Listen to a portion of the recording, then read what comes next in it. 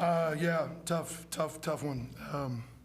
Thought our guys really played hard defensively. Offensively, obviously, we got stuck on 48 for a while. But really what cost us two areas, we were very undisciplined with our defense, especially out of the corners on helps on ball side, cost us multiple threes when we're not supposed to help from those spots, and some offensive putbacks. We got to do a better job no matter who's out on the court of being physical on the glass. But we did a lot of good things, 18 assists, 7 turnovers, shot a good percentage, but those areas cost us the second chance points, and then letting them go 10 for 23 from 3 when we've been doing a much better job of late guarding that three-point line. When your team offensively in that first half had some good ball and player movement, where did that kind of disappear in the second half? We just, at times, just what it's cost us over the course of this year is got off page a little too much one-on-one. And when we did that, we'll have to watch the film. I don't know if we stop moving because you draw another defender, somebody should be open, or if we just kind of, we're wanting to put it on our own shoulders to go make a play. We don't have a super selfish group offensively, so we'll have to watch the film and learn from that. But offensive breakdown, not sharing it, and maybe it was caused from frustration of giving up some easies on the defensive end. Dexter, Coach talked about it defensively, but what do you feel like were some of those factors in that second half that allowed Stanford to shoot so well? I think we just got complacent and we weren't tough enough. As far as for me, I know I missed out on some defensive assignments, defensive blockouts that I should have, blocked out and everything like that. But just not being tough enough mentally and physically. Wayne, the effort seemed to be there again for second straight game. How do you explain the second chance points? Those have just been brutal the last two games. Yeah, it's twofold. If we're having to help too much because guys aren't guarding the ball, which I don't think is the case in this, or rebounding, it's a physical matter of the heart.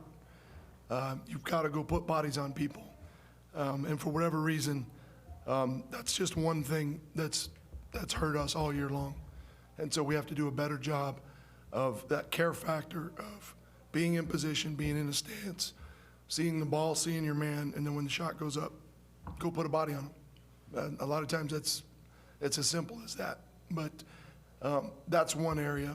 There's other areas that have been costing us where we're just not as disciplined as we need to be on both ends. You got Davis back tonight. It seemed like the first half the ball moved pretty well. And what happened after halftime, though? Well, we just had that question, and I think we gave up some easy baskets on the defensive end and maybe caused a little bit of panic on the offensive end. We stopped executing. We stopped spacing the floor like we're supposed to, and we weren't making the extra passes. We had some guys getting in there, and they were really doing a good job of collapsing to protect the rim. And again, I'll have to watch the film. We either weren't moving on the perimeter to make ourselves available for drawing kicks, or we were just focused on trying to make a play for the team to get us off of the schneid, because it would seem like we were stuck on 48 forever. And why wasn't Maurice able to go? Coach's decision. Coach's decision.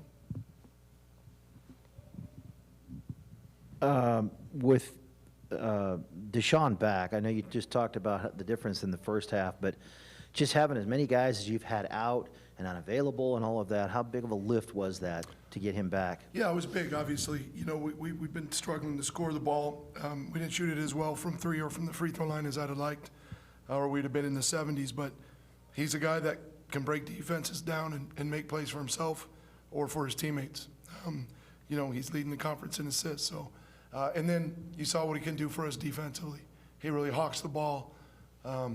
He wanted to come out a time or two, but we didn't really. Trey got his knee banged up. We lost our guard rotation, but we get him a few days of conditioning back under his belt, and I know he'll even be better for us moving forward. Wayne, the three-point defense was obviously an issue on the road trip, and then again tonight. Where are kind of the breakdowns coming from? Well, again, I mentioned it at the start. We were helping out of the ball side corner, whether it was man or zone, and we're not supposed to do that. We're supposed to stay at home and in zone off those ball screens. The help was supposed to come from our 5-man. And we just kept trying to, and it wasn't out of lack of focus. And we said at halftime, oh, we're finally trying to really overhelp, but we can't do it anymore because they're just throwing it to threes for wide open looks. And then on an end line out of bounds, which cost us the other night, I think, we weren't ready to go. We had our back turned to the ball. They threw it right to the ball side corner for a 3. So we can't have those momentary lapses and the lack of discipline to the way we're supposed to play our rules.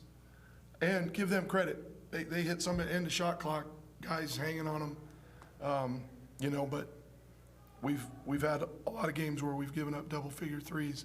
Thought we'd had that corrected, and we'll just have to watch the film and keep learning from it. Thanks. Go Beavs.